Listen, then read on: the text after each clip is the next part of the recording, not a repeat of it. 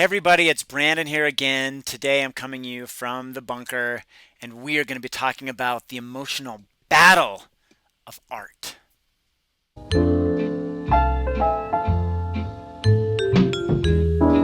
Okay, well, today I just wanted to talk about, the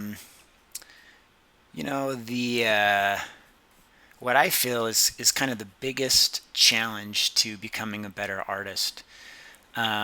Clearly drawing and learning to draw is no easy task. Even if you have a very clear direction and a clear plan for what you want to be and where you want to go, the amount of work ahead of you is just enormous. You have to master perspective, anatomy, rendering, design, draftsmanship, and just a whole legion of other skills. Um, all these skills you're taking on are significant. It's a big hill to climb. But there's one epic task that will be a constant, no matter what other focus you have or what are working on. You will always have to fight this battle, and this has been the biggest battle for me. And winning this battle is the key to growing as an artist, and it's what stands between amateurs and professionals. And this is the battle with the emotions.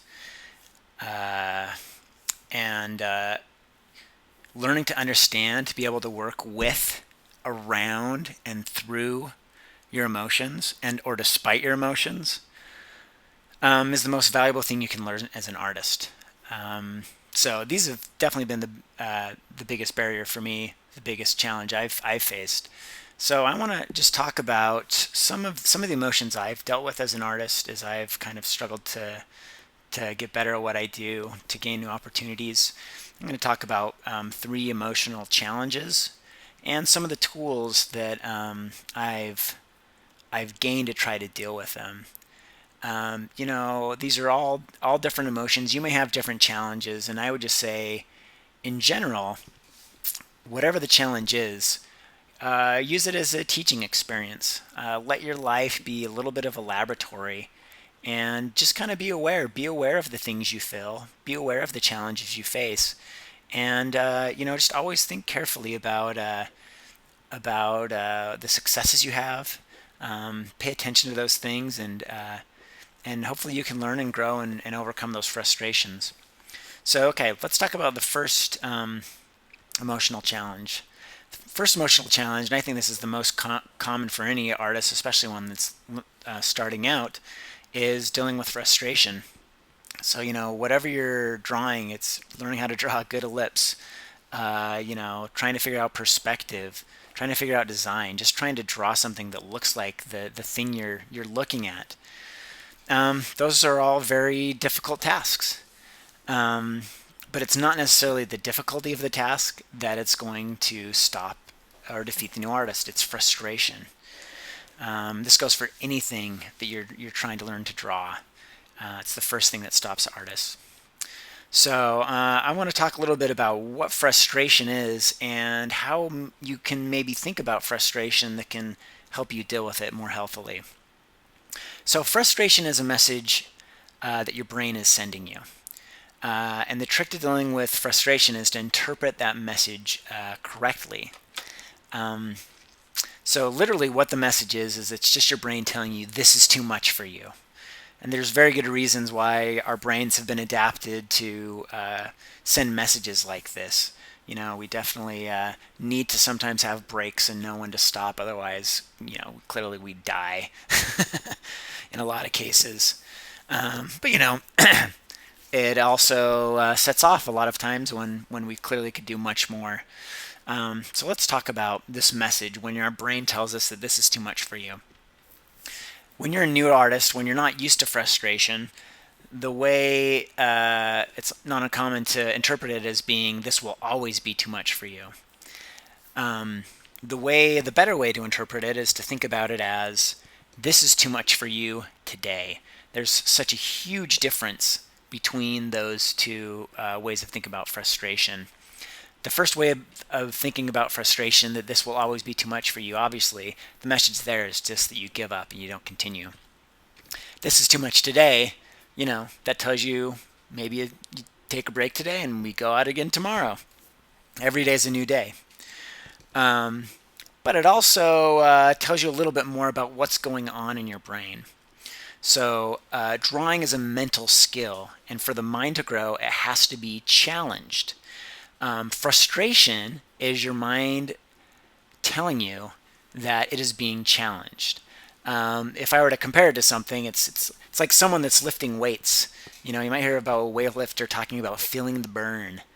Um, Weightlifters like feeling the burn, even though technically it's, I mean, if you're not used to weightlifting, that's an uncomfortable, unpleasant experience trying to lift something that's too heavy for you.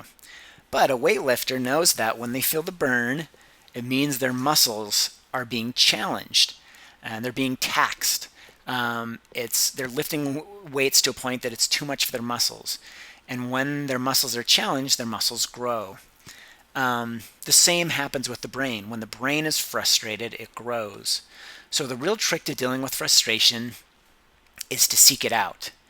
Um, when you sit down every day to exercise your art skills, to do your drills, to practice, your goal should be, can I push myself to the point where I'm frustrated? Um, because every day that you're frustrated with the drawing is a day that you're getting better. So do whatever you can to get to the point where you're out of your depth, out of your league, hopelessly outnumbered. That's when you're going to start to grow. When you find a piece of art by an artist that blows your mind, when you're thinking, how did they do that? Take that as a cue. Don't run from that. Run towards it. Save that art and try to figure it out. Try to unwrap it and try to master it. Figure out how you can do what that artist is doing. It's going to frustrate the hell out of you, but again, that's how you grow. So, okay, that's kind of the first feeling, and I think that's frustration is an easier one to learn to deal with, and it's a temporary feeling. So you can overcome frustration in a day and move on. There are bigger, more challenging feelings to deal with, and some of those feelings are those feelings that kind of stick with you day after day, and can really wear you down. And here I'm talking about depression. So I'm going to get a little bit personal here. I've definitely dealt with depression throughout my time as an artist, and it's been a big barrier to overcome uh, to get better as an artist. And there's so many things that can lead to depression. Big stresses, like a big change in your life, having a child, losing someone you love, a new job. Moving someplace new, a new home. I mean, there's just so many things I can name that can cause those stresses. Those stresses can cause depression. I definitely get like a seasonal depression where in the winter I kind of slow down and get less energy. And then there's just biology. I mean, many of us are just wired to be more depressed. And for those of you that are just constantly under the weight of depression, I mean, you'll know that better than me. I'm prone to it, but I don't get it to the extent that some people do. But it's still, I'd say it's been a big barrier to my own productivity. There have been periods in my life where I've been very driven, but also just many times when I just didn't want to pick up a pencil at all. So I want to talk about kind of two ways that I've approached depression. And I hope they help you. I'm not a doctor, I'm not a psychologist, but I'm just going to share kind of some things that have worked for me, and maybe they can be helpful for you. Um, the first thing to do is just to kind of learn the stuff that minimizes your depression. So for me, that's things like getting a good night's sleep, exercising regularly, meditating, being outdoors, spending time with friends and family, and looking for novelty, trying to have new experiences, and expressing gratitude. Um, I think those are something, if you go into a therapist, they'll probably recommend all those things. But I'll just say from my own experience, I absolutely see a positive effects from those things. I just can't even describe how positive of an effect I get from exercise. I've done a lot of different things in my time, running, yoga, biking, and it can always just be a great way to kind of get your head out of your head, focus on your body, and it can be so healthy for kind of getting you out of that funk. There's also kind of this interesting thing I've found where I find that I need to find the right balance of challenge in my life.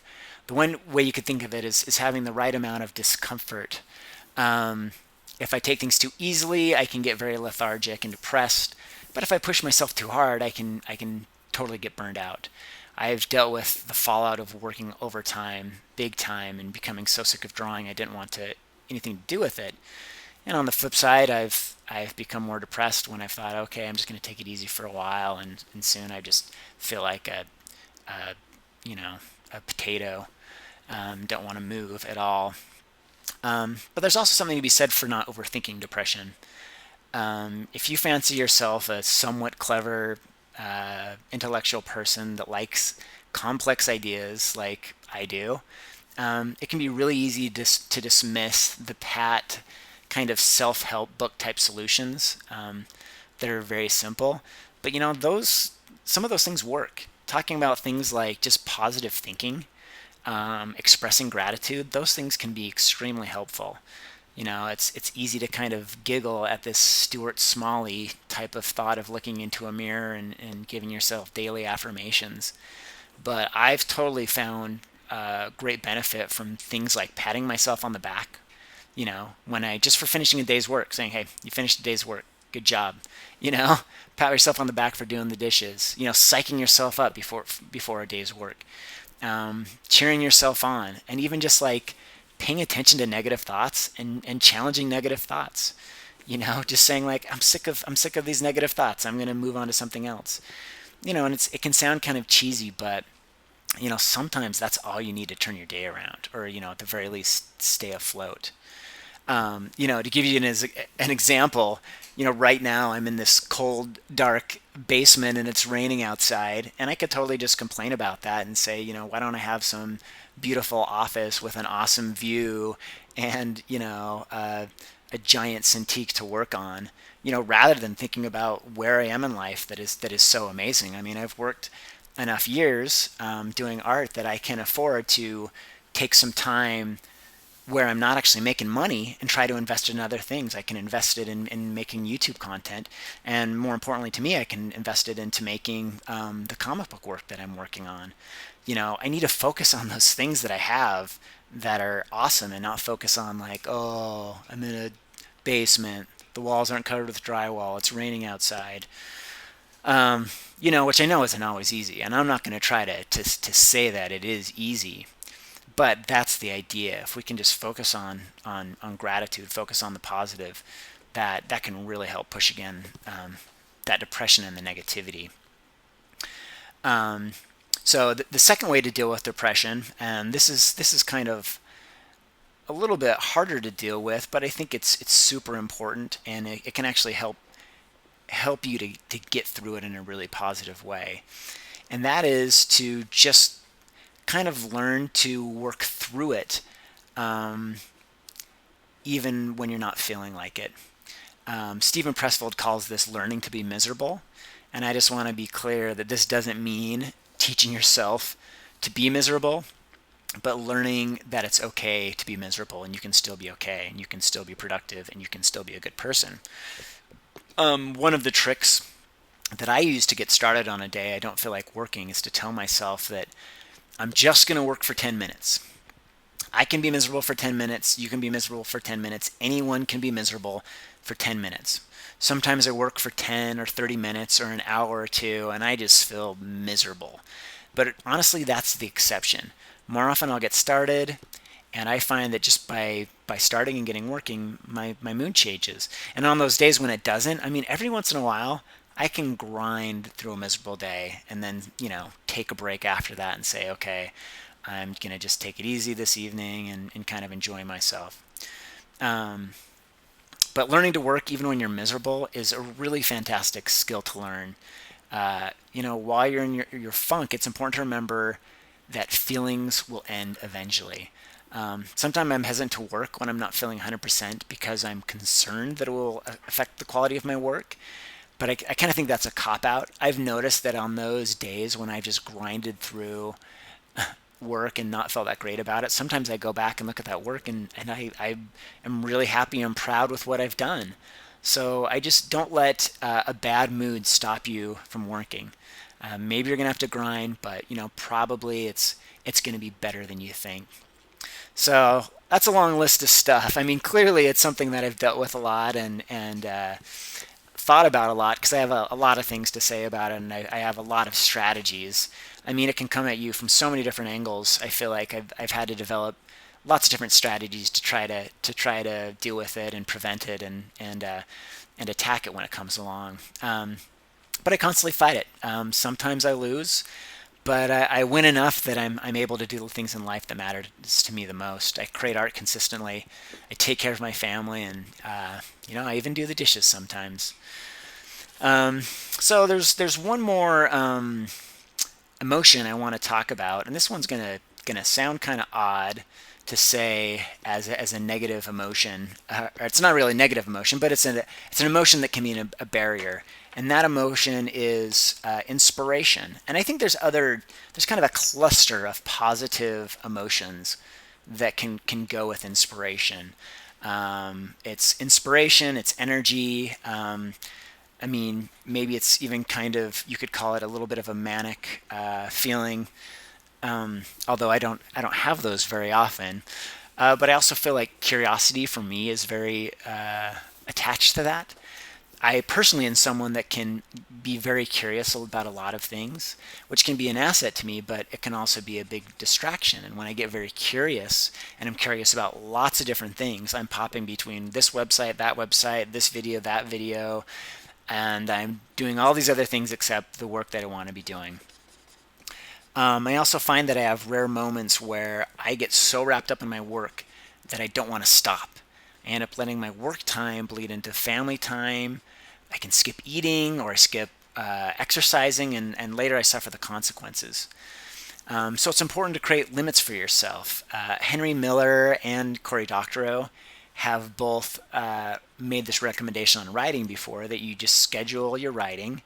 You have a time when you start, and you have a time when you end. And having that time when you end is really important because you are practicing self-discipline. And a little key here is that it's easier to practice self-discipline when you're in a good mood, and it'll pay off in the bad days. So those days when you're working and you're just feeling great, I mean, take that opportunity to stop, finish your day up when your schedule ends, move on to something else, and that's going to pay off on those days when you're not feeling like working and you need to start the engines, and you'll appreciate that you've made that decision. Plus, there's this extra benefit of kind of leaving a job halfway done, if it is something you can leave halfway done, like a very long project like writing or doing a comic. This is something Cory Doctorow has talked about, is that the next day you know immediately where to start. You aren't starting from scratch. You're starting from the middle of a job you started yesterday. So that's kind of another great reason to do it.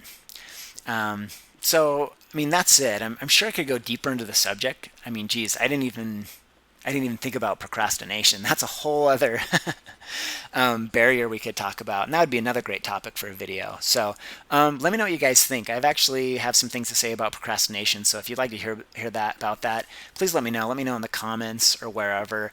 Any other thoughts, reactions you have, share them in the comments. If you appreciated this message today, like the video, please subscribe to my channel, and we'll see you next time.